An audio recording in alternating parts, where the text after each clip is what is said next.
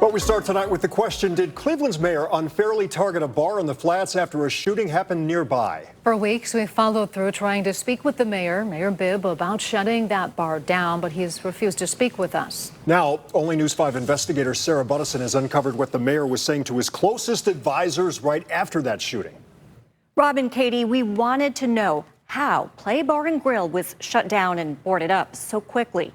So I filed a public records request for the mayor's text messages. I was initially told there were none, but then sources told me that wasn't true, so I asked again. We're going to show you the mayor's message a legal expert calls concerning.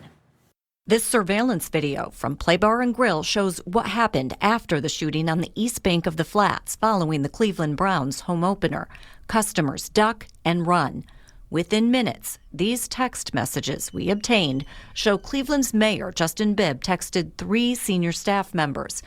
Use every department to shut this place down. If we get sued, we get sued. The bar was boarded up and shut down by the next morning. What is troubling to me here is that if the shooting took place outside of the bar, then there is a high probability it had nothing to do with the bar whatsoever. Subodh Chandra is a prominent civil rights attorney and the city's former law director. Really what that message is saying is, I don't care what the facts are.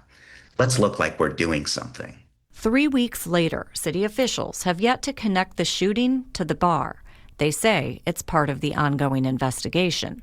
But the shooting also appears to be the final straw. This court filing shows the bar's landlord sent them a notice this summer saying they were violating their lease because of multiple incidents, including gun-related activity, acts of violence, suspected drug sales and use, and public indecency. Play's landlord kicked them out a few days after the shooting. Today, a judge agreed with the city and the landlord, saying Play failed to show the temporary boarding of the premises was unjustified. It's not right to be blaming the businesses of downtown for the safety concerns of the city. We showed the mayor's text messages to David Hill, one of the owners of Play Bar and Grill. Use every department to shut this place down. If we get sued, we get... Oh, wow. We're just wondering why the mayor won't talk to us about this. Is he here? Is the mayor here? We also tried to talk to Mayor Bibb about the text message. He's not going to see you. You're not going to force the issue. Hill is even more frustrated after a deadly shooting outside another bar in the Flats this weekend.